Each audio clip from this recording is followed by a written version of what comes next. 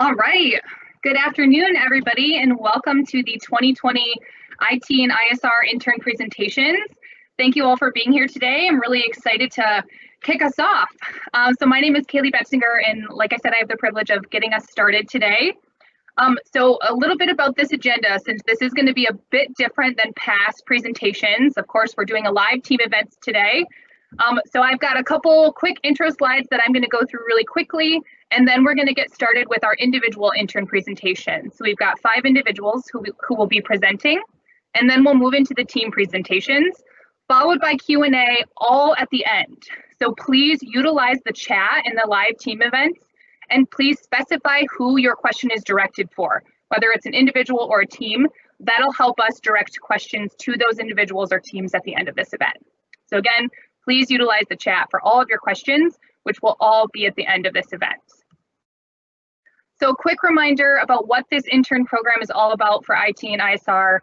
It really is about giving these interns real life experience in the corporate world, and also really creating a great pipeline of future talent that we can eventually bring into IT. So really excited that we got to continue with this program this year, albeit a very interesting year with a numerous amount of challenges that I think we've all faced together.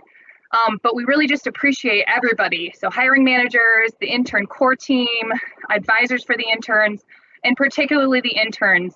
You guys have really shown how adaptable and agile you can be in a really challenging time. And we really just appreciate you guys still stepping up to the plate, delivering some really awesome outcomes, and hopefully getting some really great experience. So really just want to say thank you to everybody involved. Thank you for being flexible, for being agile and adapting quickly when we were kind of forced to. And with that, I'm actually going to kick it over to our first intern presenter, who is Alex Israels. So Alex, take it away. Thank you. So my name is Alex Israels, and I'm going to be talking to you today about tagging in AWS. Next slide, please. So I'll go through some introductions, talk some more about tagging in AWS, and I'll leave you with a takeaway about my experience working this summer. So as I said, my name is Alexander Israels. I am a 4th-year computer engineering student at Michigan Tech who will be graduating this fall. This was my 2nd internship at Amway working on the CDA team. I had the wonderful opportunity to work part-time as a contractor for the CDA team for the 2019-2020 school year. I love learning new technologies. I didn't know what AWS or PowerShell was going into my interview in 2019. And now I'm doing all sorts of things with it. And it's been a really, really cool experience to learn these new technologies. One exciting fact about me is I'm getting married on August 15th, and I could not be more excited. So now let's start talking about tagging in AWS. From an administrative perspective, it can be difficult sometimes to identify what resources belong to what application or what environment they're deployed in. And by developing a standard for tagging, we can compartmentalize and organize these resources in order to take advantage in areas of security governance, operational efficiency, and cost transparency. Next slide, please. But in order for us to actually be able to improve in those areas, we have to have some level of compliance with that standard. So what we're going to be doing is over the next few months, try and reach some level of compliance, 100%. And so we're only going to be requiring tags where there's value add. Specifically, for example, we have tags for application ID and environment that are required across the board for every single resource pretty much. But there are certain things regarding security controls for EC2 instances that would only be applied to EC2 instances. So this is an ongoing effort that we're working on, but in order for us to reach this level of compliance, we have to notify everybody about what is compliant versus what's not. And that's kind of the work that I did this summer. So next slide, please. So we came up with this notification process that's broken down into 2 different processes. So we have an inventory process that's start up by a PowerShell script that goes against AWS that gathers all the tagging data for the resources that we're supporting and then saves that data in Dynamo. Then we use another PowerShell script that gets run once a week that goes against that database and checks the resource type, determines the required tags for that resource, and then sends out an email report to the owner of that account for what tags are not compliant. This process can actually take a long period of time. We currently have over 200,000 resources in that database in Dynamo. And so we've also been working on some refinement to these processes, both leveraging tools and services in AWS like API Gateway for generating the report. This will allow us to reorganize and restructure the data best for the PowerShell script as opposed to having to do that within the script itself, as well as taking advantage of technologies that PowerShell just released as of towards the end of last year, allowing us to run processes in parallel as we're gathering that data. Additionally, we also have been working on a few tools to help teams reach compliance, whether that's generating a report for themselves in order to self-audit, as well as being able to apply tags to a large number of resources through a PowerShell script as opposed to having to do it manually. Next slide, please. So now I'm going to just kind of talk more about my experience as a whole. Working remotely wasn't something that was new to me. I actually, because of my contracting opportunity, I have been working remotely since last September, and I consider myself somebody that does have pretty good time management skills, and I do feel that this has allowed me to take them to the next level. It's really improved my work-life balance, especially with trying to plan a wedding during this pandemic. Being able to join meetings from wherever I am has been a really big blessing. One thing that I do miss is being able to see my coworkers in person. It's just a different type of interaction, and we've found ways to still connect through different types of virtual events, but I do miss seeing my coworkers. And I do want to take a quick second and just thank the CDA team for such a wonderful opportunity for the past year and a half, basically. This has been a once-in-a-lifetime experience, and I can't thank you guys enough for it. So with that, I'm going to pass it over to Claire for her presentation, and if you do have any questions, just leave them in the Q&A section. Thank you.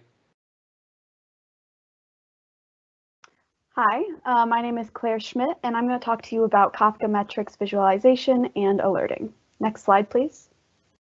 But first, as a brief introduction, I'm currently an upcoming junior at the University of Michigan. I'm majoring in computer science and cognitive science with a minor in Spanish. This summer, I've been working on the Magic IT platform team as an IT platform engineering intern. In my free time, when I have it, I like to try to cook and paint truly bad acrylic paintings. Next slide. So this graphic shows the system of platforms we currently use and the transfer of information therein as represented by the arrows. In the bottom left corner, we have Amway's database and the information we produce there. And as a bit of background, you may know that Amway is trying to move towards a more distributed system based in an event-driven architecture. In an event-driven architecture, when something changes in the system, that state change is sent in a doc of information known as an event. So Amway sends those events to Kafka in the top left corner, a third-party system to store those events in logs. We then pull that information from Kafka to an Amazon Web Service known as Elasticsearch, which allows for some longer-term storage and ease in searching for that information. Kibana, in the bottom right-hand corner, sits on top of Elasticsearch and helps to, can be leveraged to visualize the data in Elasticsearch and set up alerting on that data, as well as anomaly detection. So my project lives on the right side of this graphic and serves to monitor the health of the system on the left side of the graphic, specifically through Kafka's metrics, which you can interact with via an API call. So we call metrics and then take that information and pull it into Elasticsearch. I've created dashboards of visualization of the metrics in Kibana tracking metric data from Kafka. So we had access to this data before, but not in a manner that allowed us to track trends like we can here and alert on this information. Additionally, the dashboards will serve to democratize the Kafka metrics to other teams outside of the platform team. We also have capabilities in Kibana to track and alert on anomalies. This isn't fully set up yet, but once it is, we will be sending these alerts to Slack via a webhook, and so that we can keep up to date. If you go to the next slide. This is a collage of some of the visualizations I have in my Kafka metrics dashboard. So on the left, you'll see a heat map, which is just showing distribution of, in this case, it was retained bytes based on topics. Topics are the logs of the events.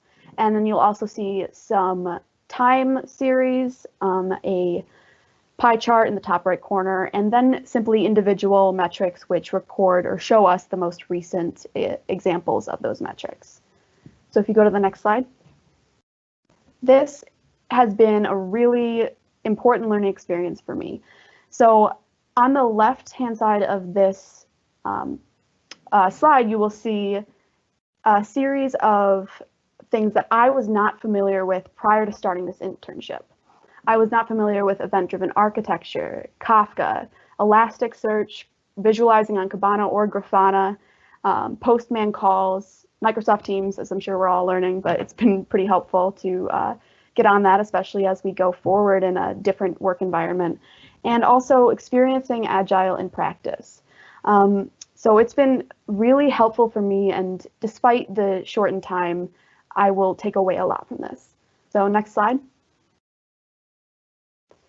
And this slide I wanted to go over my perspective on Amway and what the project is going to look like going forward. So for me, this experience has been a bit of a whirlwind. It's a quick 8 weeks. It goes quicker than I ever expected it to, but I really appreciated the flexibility that Amway brought to it, considering how quickly they had to shift to virtual, that they maintained the internship program, that they spent the money to send us all the laptops, and that they are truly, even in this setting, committed to helping us learn. And so it's been a great experience. And then in terms of the project going forward, there are a few options. So there is a third-party system known as Lenses, which might be able to take over some of the limitations that we encounter with our current setup on Kibana. And it can give us more insight and into the information that we want to see and have better security in accessing that information. And then the secondary option is increasing the type of metrics that we can get from Kafka. So Kafka is currently managed by a company called Confluent, and right now we can only pull what they let us have access to.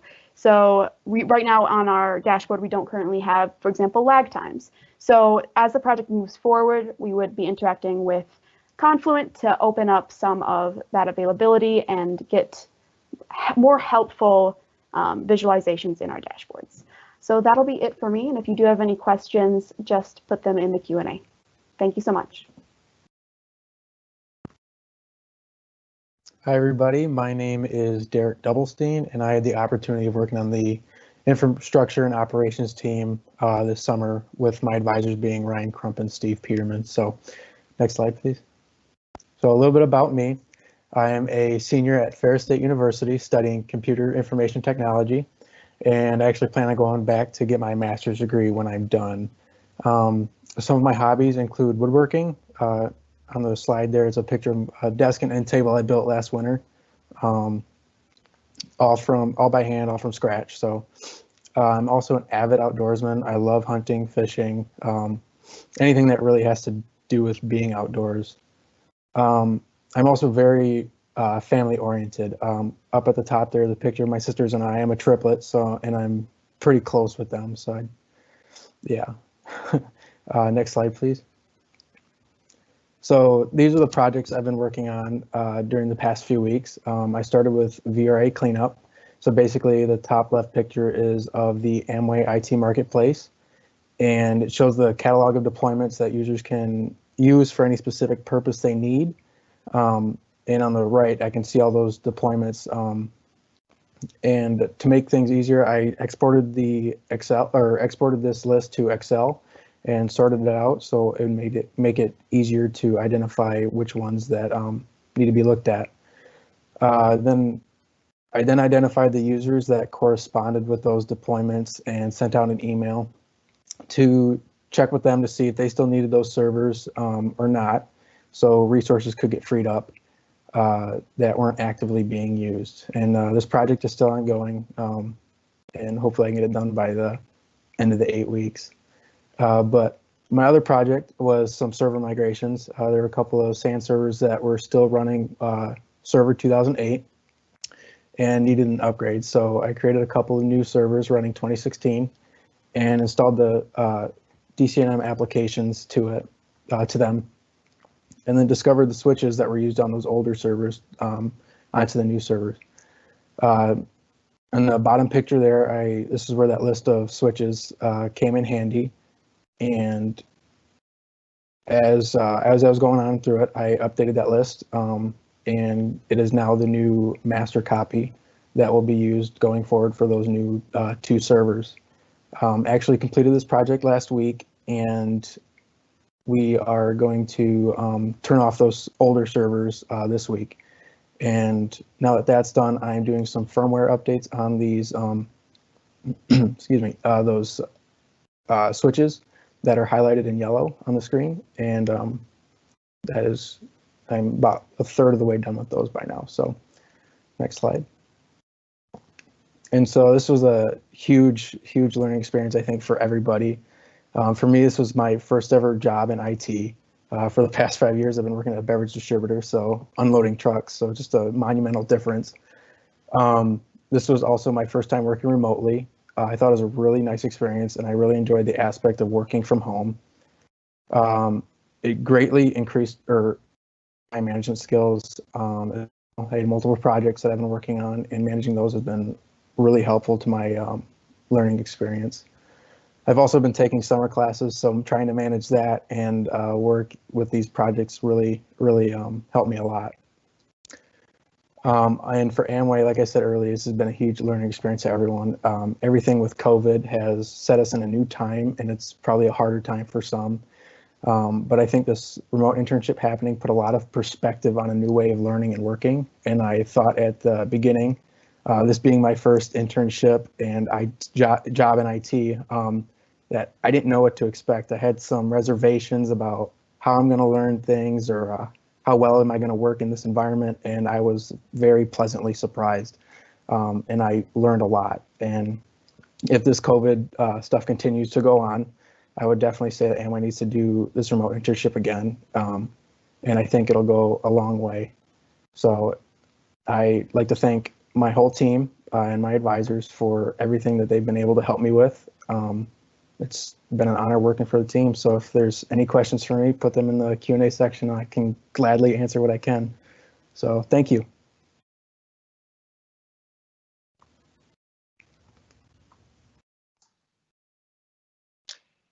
Hello, my name is Kieran Schimmel. Today I'll be talking about the end of month process monitoring. Next slide, please. So a little bit about me. I'm a student at Michigan Tech. I'm a senior studying management information systems, and being up in the beautiful Keweenaw, I enjoy hiking and biking, drone photography, and then I work for IT up here as well. So I do some Mac OS system administration. And then I'm also involved with the Copper Dog Inc., which runs a few sled dog races towards February. Next slide, please. So my internship.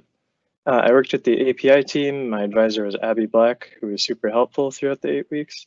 The agile process is used in our team. So we have several developers, Scrum Master, and product owners. So a larger view of my project is to make end of month data more visible to affiliates using Grafana. Next slide, please. So if you look on the left, you can see that the data is stuck in the database. This means it's not really visible to anything outside. So to move that, you create a new Kafka event, which is my project. That goes to Confluent Cloud, which is our Kafka cloud provider. That data then goes to Elasticsearch, and then it is pulled to Grafana, which is the dashboard software that allows it to be visualized. So after it's visualized, it's actually available to the affiliate and no longer stuck in the database.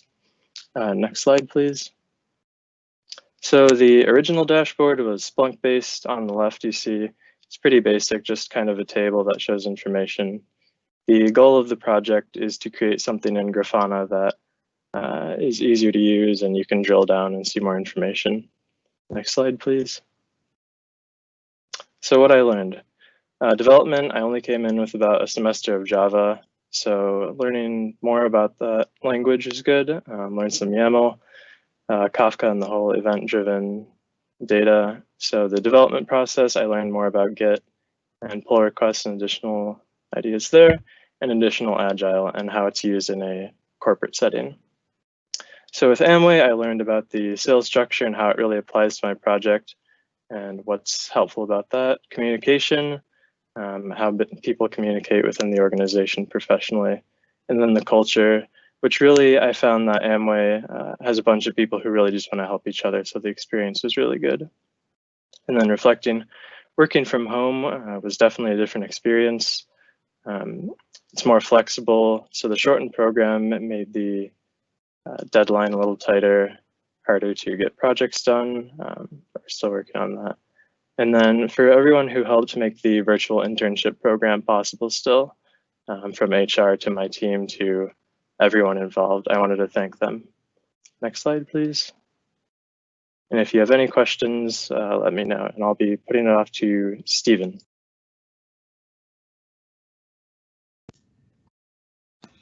Hello, everyone. My name is Stephen Kiser. This summer, I've been working with our Magic DMS team. My project for the summer has been to architect and build out a system for chat ops, and more specifically within that, integrating Slack into that workflow. But before I start talking technically, here's just a little bit about me. So I'm a GVCU senior. I'm going into my final year. I'll be graduating with a bachelor's in computer science and a minor in mathematics. Outside of education, I'm a VR game developer for my own studio, On the Hill Studios, and I specialize in the physical interactions with the virtual world. When I'm not doing things that are technical related, I'm a huge gym fanatic. I'm really big into bodybuilding and weightlifting, but I opted to include a picture of me and my buddy snowboarding as I thought that might be more work appropriate. But now getting back into the project, let's start by defining out some of the aspects of that project. So chat ops, what is that? Basically, it's a collaboration model that we use to connect people, tools, process, and then try to automate all of that to just create a more optimized workflow.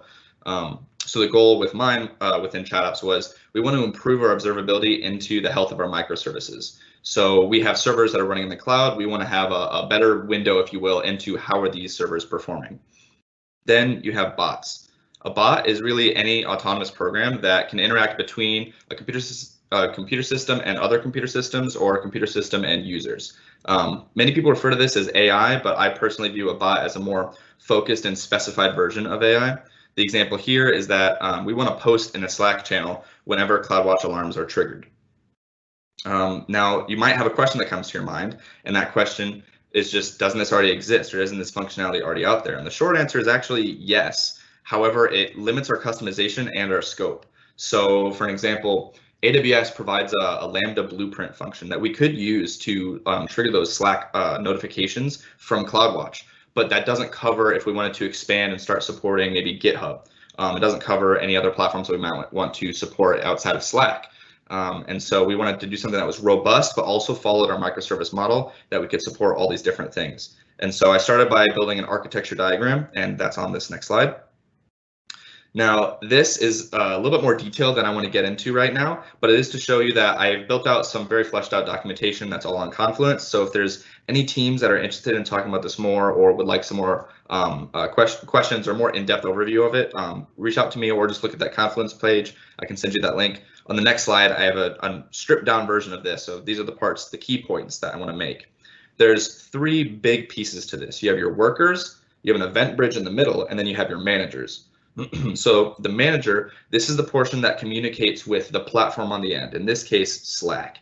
You could have a manager for, say, Microsoft Teams or another platform that you wanted to support. The event bridge in the middle, it's really optional. It's only there if you intend on having multiple managers. If you only have one manager, you're only supporting one platform like Slack, you don't need it. But if you wanted to support multiple managers, like one for Slack and Microsoft Teams, and have a single event that gets sent to all of them, Event Bridge allows you to do that. So that's the purpose of that one. Most of the work, however, happens within these workers. So we might get a notification or alarm or just a payload of information from any sort of service. It might be a CloudWatch alarm that got triggered. Or it might be AWS Event Bridge itself can send events when we push code to GitHub and it starts running some automated tests. The worker, its job is to take this unique set of information, this unique package or payload, and look at it and say, I know exactly how to read this, I can speak this language, and it pulls out the pieces of information that are most relevant to us, the things that we actually care about, and we want to send that to Slack. So these might be the resource name, it might be the resource ARN, maybe a brief message that can describe to the user what happened that triggered this. And that resource ARN is actually a key feature in a task that I just finished in the past week and a half. And so it's not included in this diagram, but that's the ability to subscribe. So if we go to the next slide, you can actually see on the left, this is the subscription functionality that I added. I followed a Linux syntax, if you will, so our developers can be more familiar with it, where within Slack, they can type /subscribe to event and then provide it with a resource ARN. So anytime this ARN or this resource or this specific notification throws an alarm or throws a notification, it will actually mention you within Slack. So this is beneficial because if you have a bunch of notifications going to the same channel and you have a bunch of developers in that channel, most of them are just going to mute that channel. Having the subscription functionality allows them to mute the channel, but still receive notifications for the ones that are relevant to them or the resources that they are responsible for. And then on the top right, you can see this is an example of what a CloudWatch alarm might look like. This is just one example for a worker. We actually already have some of these running in prod. So we do have right here, this is a zookeeper that threw an alarm. I lowered the threshold so I could get this to populate just to show an example, but right now it's set to 10%. In prod, we have it set to, if our memory utilization ever gets over 75%, it'll throw this notification. And you can see that actually at Stephen Kiser, it mentions me. And then additionally, we have some links. This is an older version of those two buttons at the bottom. You see the links. The newer version is more specified and unique to each resource. Those links, you can actually click it and it will take you directly to whatever resource through the alarm. And in the lower right, you can see an example for our GitHub integration. And so this is when you push code to GitHub, it starts running some automated tests. And Slackbot receives these notifications and it reports back to Slack and lets you know, hey, we just received your push to GitHub. Now we're running our tests on it. They're in progress. Or, hey, they just failed. That'd be a bad situation. You want to be notified of that immediately. Or in this scenario, they succeeded and you get the green light. Your tests passed. And that's really, really useful because a normal GitHub workflow involves one developer pushing their code and saying to another developer, hey, can you approve my push? Or can you approve this and merge it into master? But what happens if I pushed my code and then it failed the automated testing? I've already moved on to my next task because that automated testing might take 5-10 minutes. You don't know how long it's going to take. So my train of thought is already separated. Having these notifications is useful so I don't have to wait until developer number 2 gets back to me and says, hey, you failed the automated testing. And I have to stop my train of thought. So that's where this is really, really useful. So if we go on to the next slide, we can transition into some reflection on my project and some takeaways. First off, having a shorter internship definitely affects scope. This is my 3rd internship with Amway, so I've had some previous experience of being able to do these 12-week internships, and comparing that to the 8-week, it definitely affects scope and what sort of features you'll be able to get done. Thankfully, I still was able to accomplish my project in a timely manner, but I know that there's some stretch goals that I would have liked to reach. I've reached some of them, but not all of them, and I'm always sort of a perfectionist, so I like to get as much done as I possibly can. So for example, one that I've done in a previous project is I would have really liked to be able to build a CloudFormation template or Terraform, for example, for this entire integration. So while I do have documentation online and anybody could recreate this, following the steps I provided in there, it would have been nicer to be able to say, hey, here's a CloudForm template, one button click, you're done. But that's just that's the reality that we got put into with COVID, so it is what it is. Secondly, surprisingly, I actually feel more productive working at home. I'm somebody who I live 40 minutes away from campus, and so gaining that extra hour and a half back into my day was actually very beneficial for me, as well as when I am at home, I don't feel as self-conscious about cranking the music up as loud as possible and just absolutely jamming out while I smash out these tickets. The third takeaway is actually for Amway. I would say virtual internships are actually viable alternatives to a more standard normal internship. So if you're ever put in a situation in the future where you may have to pursue this again with a virtual internship, I can tell you that it was amazing. It was an amazing summer here working at a virtual internship, and that was with how crazy everything was because this was all last minute. So given more time, I can only imagine how much better it would actually be. For myself in the future, for me, I am going to my final year, so I'll be looking for employment during that school year. I have done one contract with Amway in the past, so I'm no stranger to that, and I'll be looking for employment post-graduation. If you have any questions for me, be sure to leave them in the Q&A. If you want to reach out to me. My name's Stephen Kiser, and we can set up a time to talk. But thanks for listening to me. And now we're going to transition into some of our team projects. Hi, so we are the Information Security and Risk Interns, and this is our project we worked on this summer. So my name's Katrina Droski. I am an upcoming junior at Ferris State University, and my major I'm studying is Information Security and Intelligence. And a fun fact about me is that I run cross country and track and field for Ferris. Next slide. Hello, everybody. Oh, excuse me. Hello, everybody. My name is Tim Nelson. I go to Spring Arbor University. I'm going to be an upcoming junior, and I'm studying business administration and criminal justice. And just like Katrina, I also happen to run track and field and cross country. Dhruv?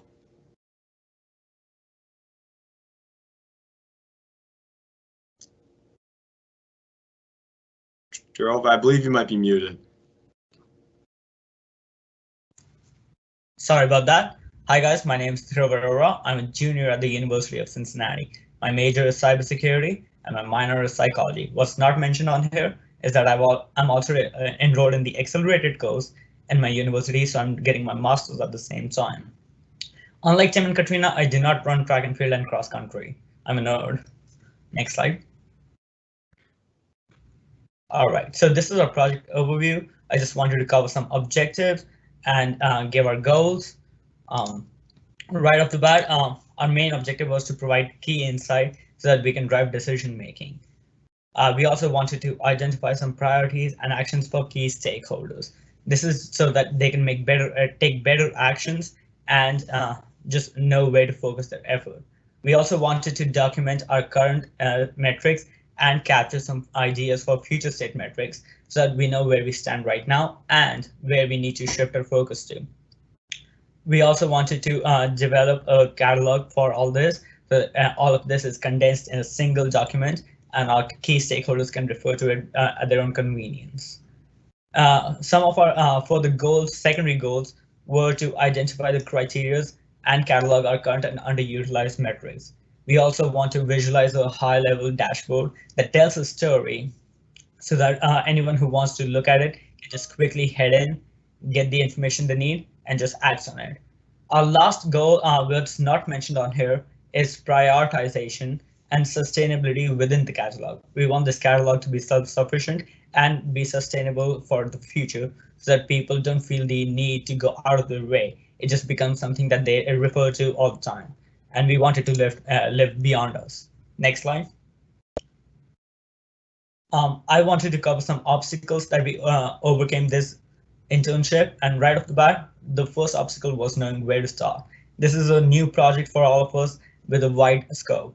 We just wanted to define where we want to take this project and what our upline's thinking about it. So we just talked to them, went through the project charter, and just defined the scope and put a framework for us to use. Obstacle 2 and Obstacle 3 kind of worked together in the sense that we needed to address the criteria for choosing the metrics, and we had to choose the metrics themselves for the catalog. So what we did was set up various meetings with ISR functions and observe them and their monthly reports to the executives so that we know what metrics that they use and what metrics they don't use, so we know where to shift our focus to. Next slide. The last slide from me, for me, was the COVID-19 observations. It's some uncertain times that we live in. So right off the bat, the training we received from Microsoft Teams, which allowed us to collaborate virtually, was really helpful. It helped us overcome any obstacles that we faced by not being able to network face to face, and it improved our productivity and our virtual workflow. Second, we did miss out on some opportunities to network and make acquaintances at work, but talking to our upline and them directing us to who we want to talk to really helped us a lot, and we were still able to make some meaningful connections. And the last obstacle that we faced was having a good personal routine and working on some self-motivation to keep our productivity levels up. For me, it's really hard since my bed's like 5 feet behind me to work from home and still be productive. But I'm gonna pass on the mic to Katrina. You're up.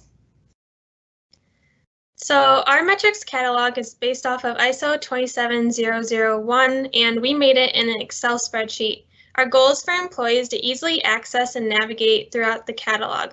One thing I've learned throughout this internship is that Amway is built on trust, and if we lose our sponsorship, we lose our business. Our metrics are used to help tell a story, and they also drive decision-making actions. Employers are also informed about risks, how to remediate those risks, and we also give insight on improvement. This is a screenshot that shows our first page in the catalog. Next slide.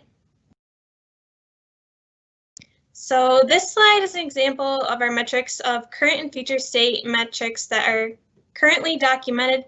Each row and column is defined, and we also broke them up by functional team, and this will also go more in depth in future slides. Next slide. So we keep our information in scope by the metrics being related to information security. External and internal resources are also used. A resource I found valuable was interviewing key stakeholders, and this is a graph of what we think is complete, of how complete that we've done the metric catalog. They're not always at 100% because there's always room for improvement. The reason why some are higher than others and some are low is because each team has so many metrics, and we're trying to thoroughly document what each team does. Current and new metrics are also brought together as ideas are formed smoothly in one document. And then Tim is up next. Awesome. Thank you very much, Katrina. And I'm just going to be diving a little bit more into depth on our metrics catalog that Katrina briefly went over on that one slide. And if you direct your attention to the left of your screen, on that column there, the first thing we decided to do is create a serial number identification. Now, one problem we ran into right away on this was it was difficult to reference, especially to each other, what metric we were talking about. So creating a serial number identification allowed us to easily reference and not have to dig through this catalog in order to find out what metric we wanted to talk about. Now, moving on here, the next thing is metric. And while that's very self-explanatory, it is important to just kind of give that very high level overview of what this metric is going to be. And then in the next column, you can see definition. And this is where we start getting a little bit more detailed and going through what this metric is actually doing. And the next column there, how to calculate. This particular column won't always be filled out.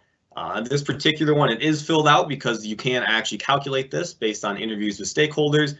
But in some cases, there's metrics that are just completely informational and just kind of are there and we can't actually calculate them. So it is okay to leave some of these blank. The next part is where the rubber really meets the road, and that's the advantages. And this is really the value add to Amway. And so this explains, why are we spending so much time, so many resources on this particular metric, and it just shows how important that this metric is to Amway. The final column there on your right, meaning, it's very similar to calculate in the reference of it doesn't have to be filled out. As you can see here, informational is what we filled out here. There wasn't much meaning beyond the fact that this metric was purely informational, and so we inputted that there. If we move on to the next slide here, you'll see that these two look very similar, and that's because they butt up next to each other. So the one I just talked about on the left side, and then this one here would be condensed, kind of like you saw on Katrina's slide there. But in order for the ease of this presentation, we split them up. So here we really start getting into what we are doing here as ISR interns and how this metric can improve. This particular metric we chose to show here didn't have any room for improvement, so we just put it down as a catalog. But if there was areas for this metric to be improved, this is where you'd write it down. The next part is data source, and this is also very important to read. So this particular one is from the risk assessment methodology. And if you wanted to go back and read a little bit more, get a little more context about this particular metric, this shows where you can go to find that context.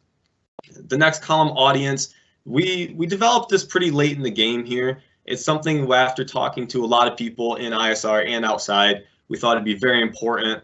We have the option of this being an internal ISR function, so it'd be just for ISR's use. We have ISR leadership, which makes it a little bit higher of a metric, a little more important that we would maybe show in a monthly report or something of that sort. And finally, external business. This could go outside of ISR. This is a very important metric we want to share with people.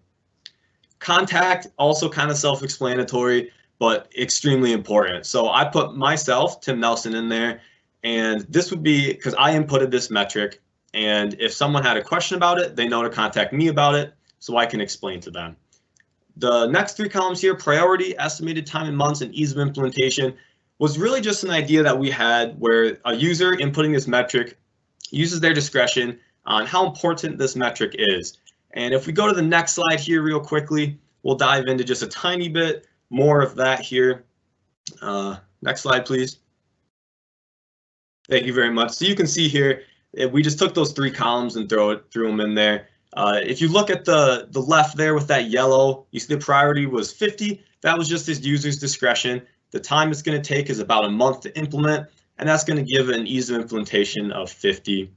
One thing we did want to highlight so everybody understands is we want to allow for exceptions. If there is a critical metric where we realize, hey, we really should have had this implemented already, we don't have to have this ease of implementation. We can just get that moving right along.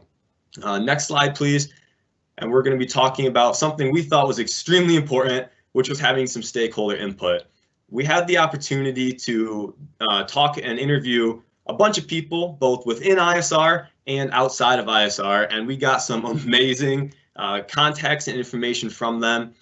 Particularly for me, I'm a business major, which means I'm not super in depth with IT things. So being able to talk to people outside of ISR, such as Brian, Luke, Chris, and Dave, they gave their outsider opinion of ISR, gave us some great metrics, some metrics they thought could be improved a little bit, as well as some things they said, hey, ISR, you're doing amazing with this, and we're very happy to see what you're doing. And within ISR, people like Ron, Jim, Carl, and Michael, they were really able to just give us some amazing information and really go in depth on our metrics catalog and help us out a lot with that. Moving on to our next slide, Katrina is going to cover some highlights that we had. So these are some highlights that we found valuable throughout the metric catalog. The template is user-friendly and easily navigated for being a live document. Once we're done with this internship, information security and risk employees are going to be able to continue working on it. And then one column I really like is the advantages column, and it shows value as it drives actions. The metrics are also based on target audience, which also distinguishes who the metric would be used more by. And they also align with the goals of information security and risk. Another thing that I think is highlighted throughout our project is the priority key, as that helps prioritize the metrics. Thank you. Thank you, Katrina. I've got one more slide here, so if we can just move on to the next one. Thank you very much. As all of you know, we had a condensed internship this summer. People spoke on it before. And with the 3 weeks remaining, we are very excited to say we're not done yet. We have a lot planned. One thing we have planned that we're very excited to implement is a dashboard. And this is just going to highlight 4 to 5 of the most important metrics we discovered during our internship here at Amway in a very digestible, very visually appealing format that'll just bring you right into that metrics catalog and comfortably introduce you to the topic. Another thing we're excited to do, and Katrina touched on this earlier, is we're not 100% on all of our metrics being populated in there, and we're never going to be 100%. And we're happy to say we're never going to be, because that means we're continually evolving as an ISR team and creating new and improved metrics. But our goal here is to populate as much as possible. So when we hand this off to the ISR department after our time here at Amway, it's populated to the best of our ability and they can integrate it smoothly. And as we said, this is going to be a live document. We're excited to say ISR will be continuing the use of this document even after our time here. It will hopefully outlive us. And we're excited to just see that happen and see them evolve it, how they want to change it. And it should be very awesome. And I'm excited to see where that is in a few years. So next slide is just going to be, thank you guys for listening to us here. And again, please direct all your questions into the Q&A chat and specifically for us ISR interns. So thank you all very much. Thank you. Thank you. Alrighty, and this is Project Space featuring Team Marcus and Team Cosmos. Next slide, please. So for those of you who don't know me, my name is Bella Jax, and I am a rising senior at Michigan State University pursuing marketing with a minor in Spanish. I have the privilege of working with the digital interns this summer and play a role as the product owner in Project Space. In my free time, I love to travel and play the guitar. Next slide, please. So diving into the role of the group project, really our overall objective is to create a holding platform for user-generated content to be stored for review for potential use on product detail pages on Amway.com. When using the term user-generated images, I'm referring to images that are being created by ABOs and IBOs and overall anyone who is consuming an Amway product and decides to post that image on a social platform. This content that is being produced can be referred to as organic content, which is a segment that is becoming very popular in the consumer experience space. In order to be best effective in achieving this project and making the task manageable for each team member, the team and I divided the roles into 4 main features, those being gather user-generated content, machine learning, database, and the front end.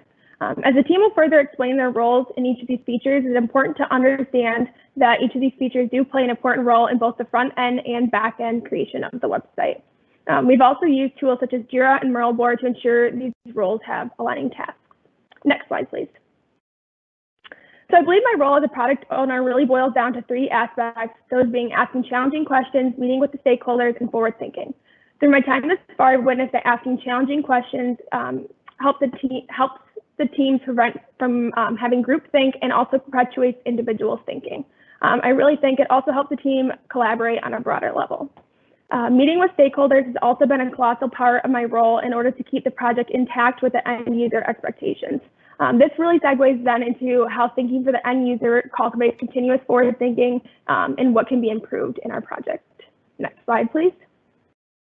Although there have been many valuable takeaways, I think the 2 most influential would be understanding the value of working cross-functionally and replicating the agile principles in our daily tasks. Working with a variety of teams has assisted the team in navigating through the expectations of the project. And it's also really helped the team feel what they're creating is going to be valuable for the end user, especially when communicating our North Star to teams when asking for insights. Moreover, some of the agile principles that have been crucial to our project success have been KISS, or keeping it simple, stupid, especially in the sense of how we broke down the tasks into the features. Additionally, it's been crucial to ensure that each team member trusts and motivates one another to be passionate, while also following a cadence that is comfortable and viable for all. Finally, what I believe has been most important with the success of our project is ensuring that the team has a fluid flow of communication. So with that, I will pass it on to one of our Scrum Masters, Nick. Next slide. Awesome. Thank you, Bella. Hello, my name is Nick Debian, and I'm a rising senior at Michigan Tech, pursuing a major in computer science and a minor in music. I'm a Scrum Master intern in the Agile Transformation Office and a Scrum Master for Team Marcus. In my free time, I love going outside, playing disc golf, listening to and making music, as well as being involved in Greek life. I'm currently the sitting president on the Interfraternity Council and a liaison to the Panhellenic Council. Next slide, please. So for this project, we broke into 2 Scrum teams, Team Marcus and Team Cosmos. On Team Marcus, we are focused on image acquisition and machine learning, and Team Cosmos has been working with the Dynamo database, S3 buckets, and the website. Next slide, please. So when fulfilling my role as a Scrum Master, I try my best to be a paragon of Agile. I work on empowering people and prioritizing interactions between teams and stakeholders. I also schedule and facilitate our Scrum events as well. I always trying to improve and experiment to keep us on our toes. So on the right side of the screen here is a retrospective I created in Mural that was camping themed. For what went well in this sprint, I compared the people, processes, and tools to cooking a s'more. How did these things come together to form an enjoyable experience this week? As for what did not go well, I asked my team to think about a mosquito. What was bugging them, or what was draining them this week? Another highlight within my role is helping my team out. You can ask any member of my team, and they'll tell you, I hate blockers. I've had so many great opportunities to be a shield for my team, standing up for them, making sure they have every opportunity to give 100%, and creating a space where they are comfortable coming to me with problems. Being able to dive into tools like Jira and Mural was incredible as well. I got a lot of experience using JQL for my team metrics, as well as a bit of a Jira administration, creating custom issue filters and custom column filters to be used by product and portfolio teams in corporate Jira. Next slide, please. I think one area where I've grown the most is trusting the team. Coming from group projects in school where I carried full stack development of software alone to a self-organizing team of interns who are passionate and competent was a big change. I had to rethink how I asked questions. Finding ways to involve everyone in discussions or brainstorming is something I got a lot better at. I've also gotten a lot of wisdom on what learning is, mainly not being afraid to fail. If I fix every mistake I see in our backlog, I risk preventing a learning experience for everyone else. Each failure is an opportunity for growth. In trusting the team, I also learned how to listen. I had to get comfortable with silence so that I was not removing chances for a different point of view. The burn down screen, or the burn down chart on the screen is from our first sprint. As you can see, it's more of a burn up chart. I had never worked with Jira before, and getting the user stories to flow smoothly across the board has taken some practice, but we've really improved. I think the biggest takeaway from this internship for me is hitting the ground running in my journey to becoming a great Scrum Master. For example, I learned more about Agile from advisors and consultants within the ATO in 2 days at Amway than I did in 3 years at Michigan Tech. This hands-on experience and the responsibility that was given to me is invaluable, and I'm very grateful to have the opportunity to work with such amazing and talented people. Now over to image acquisition with Shayla.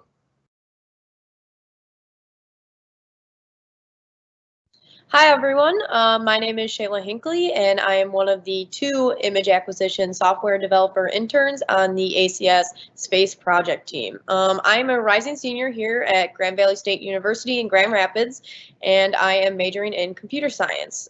Some of my interests include karate, I'm a secondary black belt, cooking, and I'm also the social media chair of the esports club at Grand Valley. Next slide, please. So now we will move on to what the image acquisition developers did on the project. So I'm going to give a kind of high level understanding here. So image acquisition includes gathering posts from social media hashtags that are on Twitter and Instagram. And then we download raw data from those posts and filter the data down to a more useful format. And then we pass it to other services that our team uses. The data is then used to eventually display pictures and content on the website. So in order to succeed in this process, we used Amazon Web Services Lambda to hit social media APIs using third-party tools, and then we gathered the data and then filtered it and passed it to DynamoDB. Next slide, please. And now that I've explained a little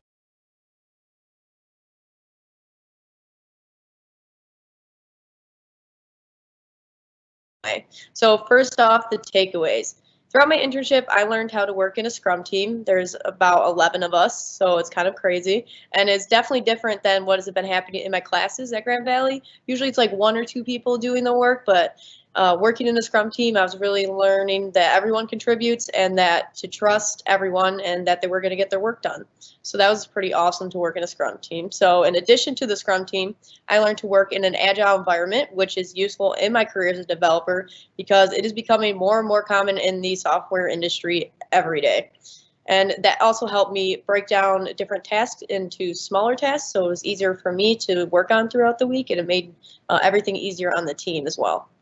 I also learned how to work in Amazon Web Services, which is useful as many big companies are moving to the cloud. As many of us know, Amway's moving to the cloud as well. So a big company such as Netflix too uses Amazon Web Services every day. So wherever I end up, I'm pretty sure I'm gonna end up using that. So, however, my biggest takeaway I had at Amway was the culture. Amway has been committed to honoring my internship remotely, which was amazing, and it shows me how much they value new and young talent.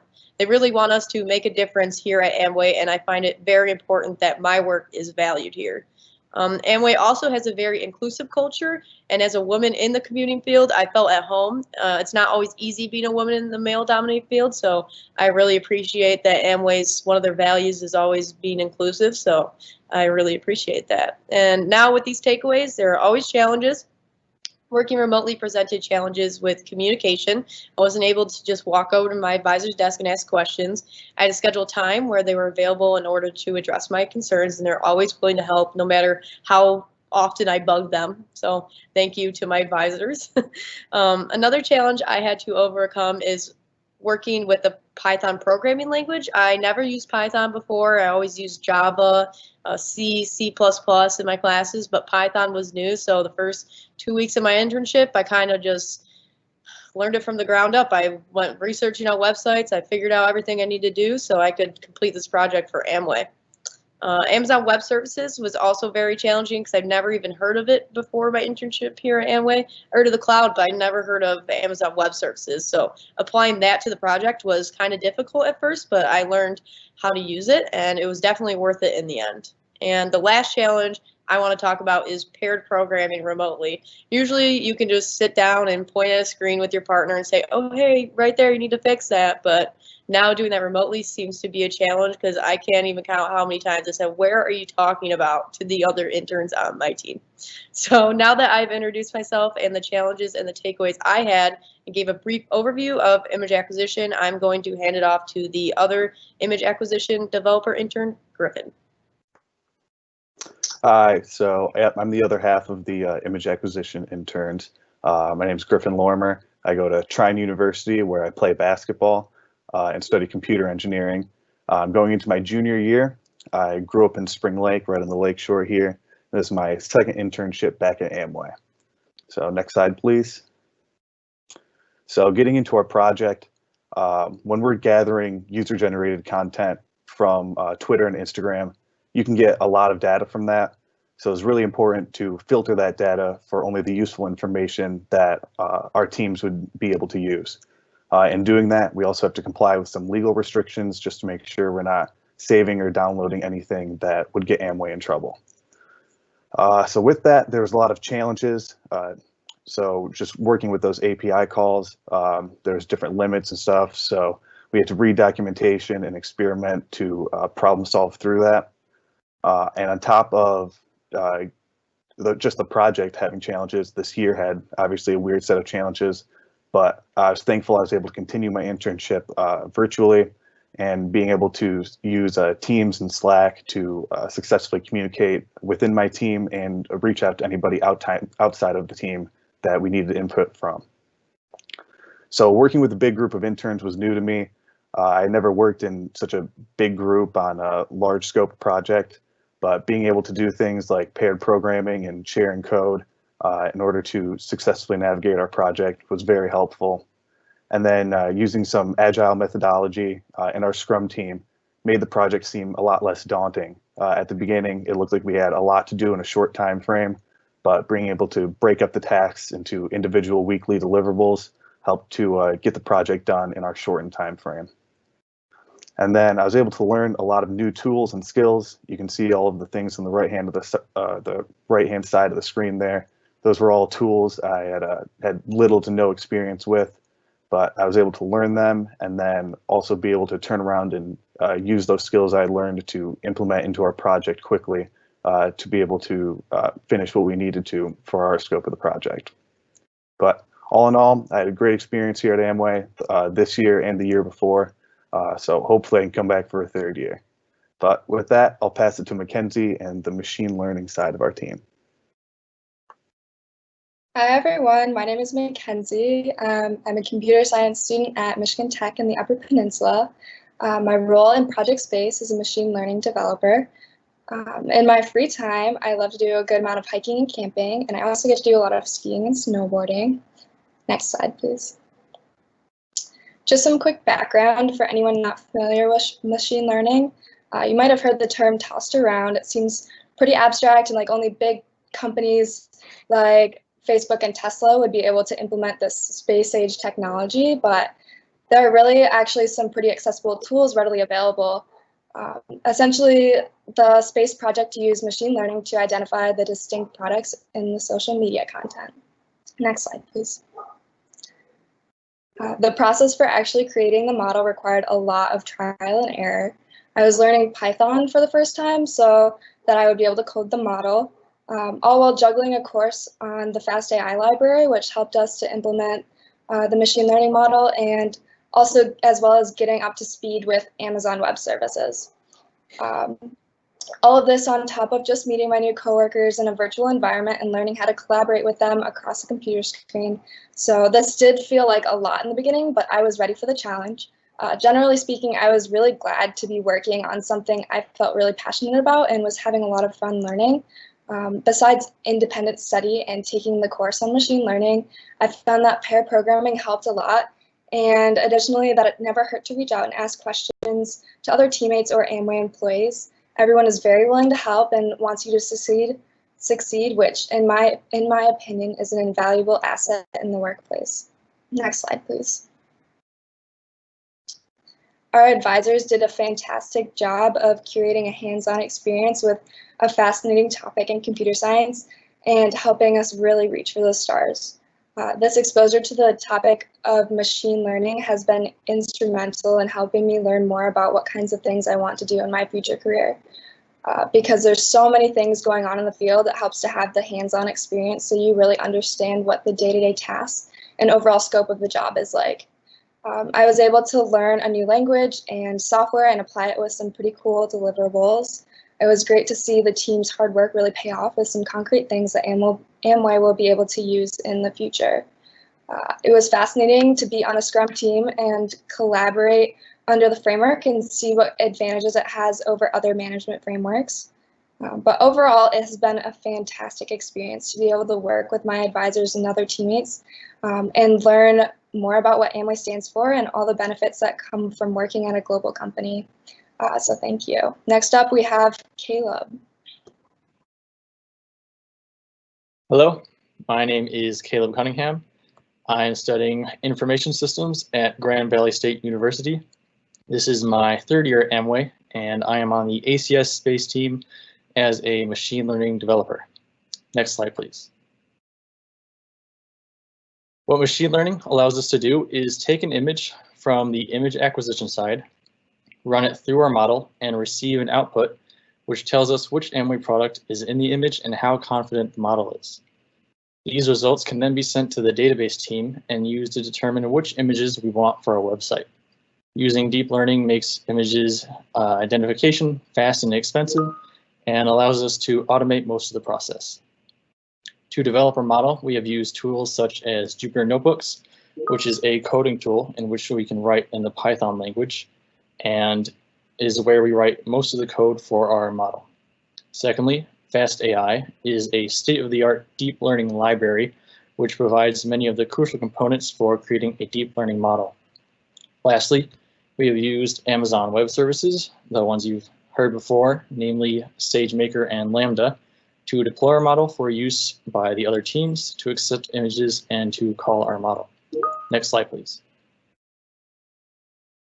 Some of my takeaways from this project include the array of tools I've had the chance to take advantage of, many of which I've not used before.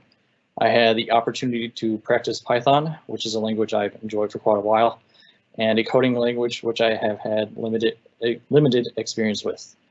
And especially interesting was the method in which we wrote the code. Deep learning and paired programming both present a unique set of challenges, but offer the chance to delve into coding software that can learn and improve without explicit instructions, as well as develop code alongside other developers rather than individually. This let us practice working as a team and sharing ideas throughout the course of creating a project, despite the difficulties of working in a virtual environment. Furthermore, working with and studying machine learning has shown how numerous the uses are for models that can learn from sets of data and experimentation. From image identification to facial recognition to creating art and music. Learning about the subject has been very valuable and will definitely be useful in the future. And with that, I will pass it off to Team Cosmos. Thank you. Hello, so this is my team. My team is Team Cosmos. It consists of a Scrum Master and 4 programmers, 2 on the database side and 2 on the website. My name is Elicia Ogbon. I am a computer information systems major at Prairie View A&M University. I am a graduate student. For this project, I worked on the space project and I worked with the ACS team. I am a Scrum Master intern and my interests include soccer and running. Next slide, please. Okay, so some of my roles included facilitating Scrum ceremonies. So that is conducting the daily stand-ups, backlog groomings, retrospective and sprint plannings. Another of my role was continuous improvement. So having to continuously, constantly adapt new processes that fit the team. And from a Scrum Master perspective, just try every technique and then have to look through each of them to see how the team reacts to it and make adjustments when necessary. Another of my role was removing impediments such as blockers. I'm always asking during our stand-ups and having one-on-one check-ins with my team members just to see what issues that they're having that's not making them progress with their work, and just look for ways that I could step in and help them alleviate that stress. Cultivating a good working environment. So that is making sure that the team is trusting of each other. The first week that we came before we dived into the project, I got together with them, did a meet and greet. We had a bonding activities. We played games, just got to know each other personally and professional. Talked about our strengths and what part of the project we're interested in. So some tools I worked with, Miro. So Miro is a virtual board where we get to jot down all our ideas. And Jira, as you can see on here, it's like a progress tracker. During our daily stand-ups, we just go through it and update the team on what we're doing. Confluence was where I stored all our meeting notes on. And for the matrix, I used the ATO Excel sheets to run queries on Jira to get a better understanding of the team's performance in terms of overestimating and underestimating. Next slide, please. So some challenges I faced during this internship was having to downsize on the number of meetings that we had, and knowing when to combine meetings with the other team, since we have team market, since we had a lot of dependencies. Another challenge I faced was constant adaptation. So having to try different techniques and getting feedback from the team, getting feedback from my advisors, and looking for ways to constantly just improve the performance of the team. Another challenge was having to do our capacity planning. So this internship being virtual, we had a lot of meetings. So just having to be able to, going into our retrospective before our sprint planning, just planning, knowing the amount of meetings that we had, and then the work hours or the amount of time we had to work, just using that data to estimate the amount of work to commit to for the upcoming sprint. Acting as a servant leader, so just being always available for my team members in any way possible, and communicating virtually. So communicating virtually was a problem only because as a Scrum Master, it was my responsibility, if my team members had blockers, to be able to alleviate them from those stress, and just knowing the right contact to reach out to sometimes where it be challenging. So it had to do with a lot of networking to be able to know who to reach out to. Some takeaways I learned from this project, or some things that I learned from this project, it's how to work with the team. So not just carrying the work 100%, knowing everybody's strength and when to pull in people, and just making sure everyone is giving their best. They're learning something from this internship. Another thing was how to work virtually. So using all the tools that were available, just Amway giving us this opportunity and working with some new tools. So prior to this internship, I was only familiar with Jira. I had never used Miro before. I never used Confluence or even run the Matrix before. But all of these tools were what Amway made available, even communication-wise, to be able to help this internship run smoothly. I learned a deeper understanding of the whole Agile process. I have been in constant meetings with my advisors. There was Brent Schuster, there is Tom Fox, there's Paula Downs, there's Erin. I always constantly want to know more because there's no one way to Agile. So just having a deeper understanding and having resources out there, because there were books I had to read and there were online resources that I had to use to be able to get a deeper understanding. Another of what I did was Amway's culture. So just being able to learn about Amway's culture and how it ties into the whole Agile framework was the highlight of my internship. That being said, I will pass it off onto Jon, who's going to be talking about the content storage side of the project. Hello, everyone. My name is Jon Ellis. I'm a rising senior at Calvin University. I'm majoring in computer science with minors in both chemistry and math. As for this project, my primary role was a developer working on the database, as well as a few of the other back-end services. For interests outside of work, I'm a distance runner. I run both cross-country and track at Calvin. Next slide, please. For my technical tasks on this project, the first thing that I had to do was create the actual database schema. One of the things that we really had to consider was how all the data was going to be accessed right at the beginning. We had to think about factors such as when data comes in and it's a post with multiple images, how is that going to be stored? So I had to really communicate with the other members of my team and determine what the data flow was going to be for this project as the database was getting developed so that it could be designed for those purposes. Next, I used AWS to deploy the database and the API. This was done using a CloudFormation template and was deployed using AWS Code Pipeline, which was hooked directly into our code base in GitHub. And lastly, I had to connect the database with our other services in machine learning and image acquisition. Once this was done, the process was completely automatic so that once a day, all of the posts from Instagram and Twitter on the hashtags we were looking at would get pulled in and displayed on the website. Next slide, please. As for the takeaways from this project, one of the first things that comes to mind is that difficult problems really are what lead to learning. I found that the way that I learned the best in this internship were when a difficult problem would kind of come up and it would seem even like unsolvable at first, but I would really try to tackle it head on. And I found that really trying to find and seek for that kind of best solution was how I was able to learn the best throughout the course of this internship. Next, I mean, all of us have really touched on this, that communication and teamwork are really key for a successful project. At the beginning, it was really hard to communicate with all of our team members with 10 other interns and being remote.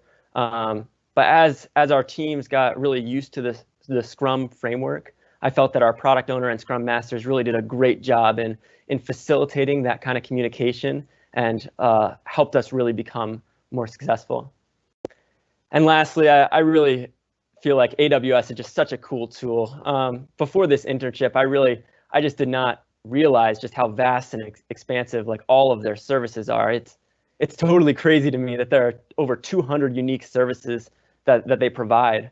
But over the course of these 6 weeks, I really feel like I've gained like a greater appreciation for AWS and feel like I could really have a career and work with it in the future. So next, I'm going to pass it off to Andrew, and he's going to talk about what he did for the content storage side of the project. Thanks, Jon. I'm Andrew Feikema. For those of you wondering why I had my camera on so early, I was having some technical issues earlier. Wasn't actually sure if it would turn on, but I'm Andrew Feikema. I'm a junior at Calvin University studying computer science with a minor in mathematics. Among other areas in the ACS Space Project, I've worked as a developer to supply images of user-generated content to the front-end platform. Next, please.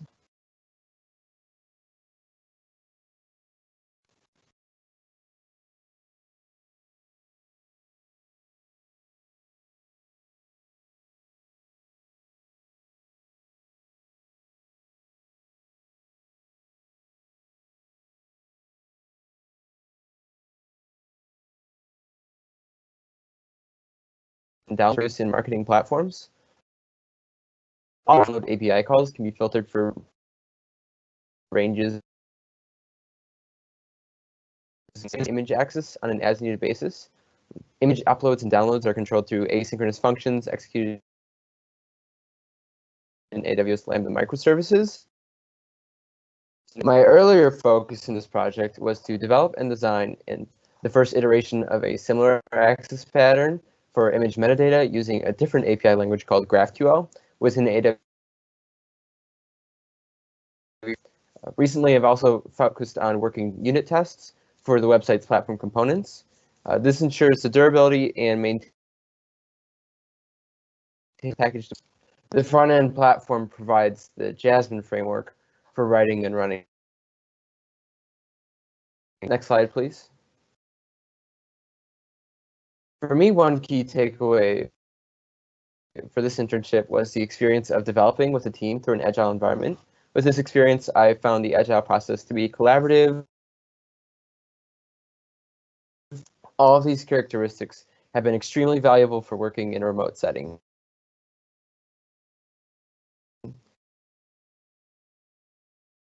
And emphasizing teamwork has also encouraged us to imitate collaborative workspaces,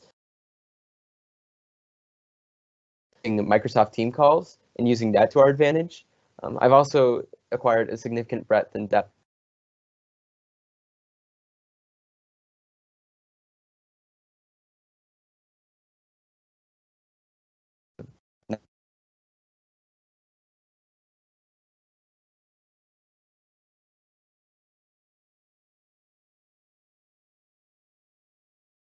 promises. And another significant non-technical skill I've developed is finding niches to develop in a software stack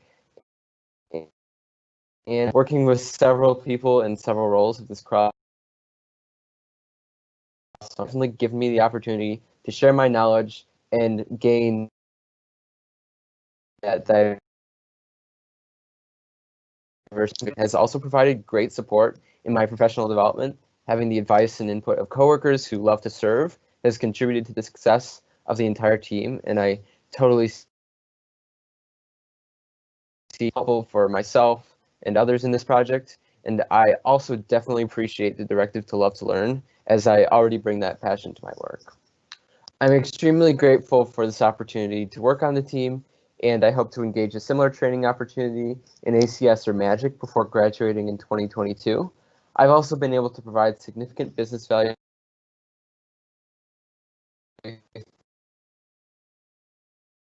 this intersection of career opportunities and personal interest. I'm now turning over the presentation to my teammate Rea Parocaran on the front end. Hi everyone, my name is Rea Parocaran. I am going into my senior year at the University of Michigan, and I'm majoring in information analysis and minoring in science, technology, and society. In product space, I played a systems analyst role, and outside of work, I really enjoy being active and have been doing Indian dance since I was little. Next slide. So as I mentioned earlier, I was a systems analyst on this project. I worked as a liaison between our product owner and our software developers to align business requirements with IT capabilities.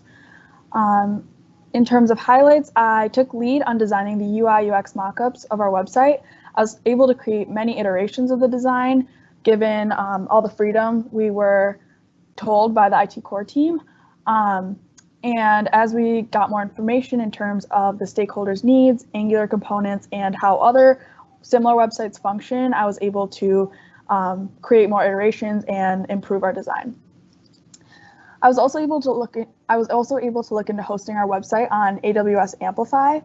Although we didn't end up moving forward with Amplify to host our site, we used S3 instead. This allowed me to integrate the philosophy of failing faster to gain more knowledge and present this as a possible future solution. Additionally, I was able to pair program and sit in on front-end development sessions. Being completely new to Angular, which is a platform used to build web applications, I was able to learn how web components work and the importance of organizing the code in a readable and efficient way. Throughout the internship, I made an effort to be proactive as a systems analyst by continuing to align with the stakeholders and the product owner's needs. And I did this by presenting deliverables in the form of mockups, reports, and research. Next slide. So this is my third internship here at Amway. I've always enjoyed the people and the work culture that defines this company. I'm constantly encouraged by the people around me and the people I'm working with to learn more and speak up as an intern. I'm super grateful that Amway decided to continue with the remote internship, It's been an amazing experience and I've continued to learn so much.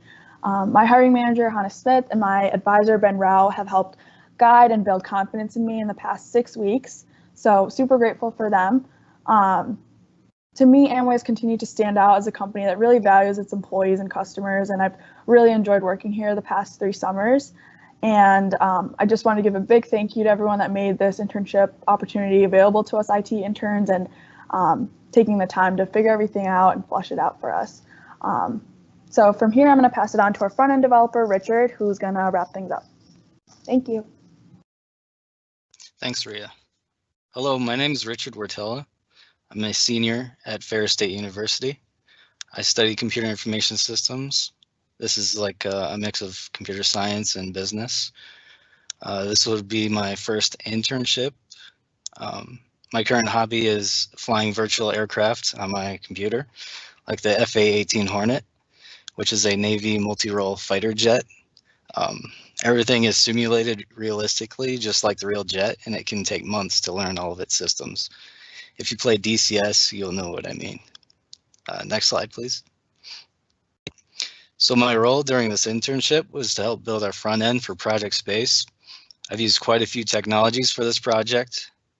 The main piece of technology that I use is called Angular. Angular just helps me create a bunch of components which I could reuse and combine them to make a website. I also use a piece of technology called NGRX, which just helps me manage application state between these components. I also use Sass to style these components. It just makes writing CSS a lot easier and it's a lot more structured and sane. I also use a thing called Amplify to easily integrate our AWS resources. I've added authentication easily with just a command line. It's so simple. I also added our AppSync GraphQL API so we can access our posts from our database. So in the beginning of the internship, I've helped my team with defining our initial database schema. I've worked with another teammate to help with the initial mock-up design for the website. I gave some pointers, some pointers on good design practices on designing the mock-up. For example, typography, hierarchy, font weights, and using the use of colors. I'm also helping our teammates with unit testing our Angular components. So our project was to help marketing be able to easily approve or decline user-generated content that has been processed by the machine learning algorithm. User-generated content is approved. That is approved. It will be able to be used on other Amway websites, or it can be used by ABOs for marketing purposes. In the screenshot, it shows our progress so far. We have pulling user-generated content from our database to our front end. We have sorting by the machine learning confidence and filtering by brand, social media platform, and approval status. Next slide, please. So during this internship, I've learned quite a bit. I just want to thank Kyle, Hema, Vishal, Chris. They've really helped me out during this internship. They were there to listen and provide support. Vishal helped me with everything AWS. Chris helped me with Angular and NGRX. They definitely reduced some of the stress that I was feeling in the beginning, but everything has been running smoothly. During the internship, I attended a few GCC meetings. Hema talked about like the 3 principles of founder's mindset and how the team experienced it or used it in some way. For the 3 principles, lead with heart, live to serve, and love to learn. I've experienced these within my team personally with pair programming. I've enjoyed pair programming with my teammates, and I've always encouraged it. I get to share knowledge, and we get to have a chance to bond. and they also become more productive. This helps me also by cementing some of my knowledge and fill any gaps when I teach beginners. And finally, this helps us become more agile. As the team becomes more productive, we're able to better serve the ABO's needs. Next slide, please. So on behalf of all the interns, I just want to thank all the people that made this internship happen and all the advisors, hiring managers that provided help to all the interns. And this was a great opportunity and a great learning experience during this pandemic. So thank you for making this happen. Next slide, please. So if you have any questions, please leave them in the Q&A and we'll get to you. Thanks. All right. Thank you, everybody. Thank you, interns. Thank you, intern teams. Great job, everybody. And thank you, everyone who has stayed on and listened to these great presentations. So I know that there has been quite a few questions that were populated in the chat, and I believe at this time, all those questions have actually been answered by the interns in the chat. So I don't think we have any more questions that we need to spend time on. So I'm going to wrap us up and just say thank you again. Thank you to the interns, to the hiring managers, advisors, everybody working together really made this program possible this summer during an incredibly unprecedented time. So round of applause to everybody. And then for anyone who is not an intern that's attending this, if you have additional questions or want to reach out to the interns, I would really encourage you to do that. They have about 2.5 weeks left, with their last day being August 14th. So Friday, August 14th is their last day. So still a little bit of time for you to meet them, connect a little bit more, maybe ask them more questions about their projects. So thank you again, everyone, and have a wonderful afternoon.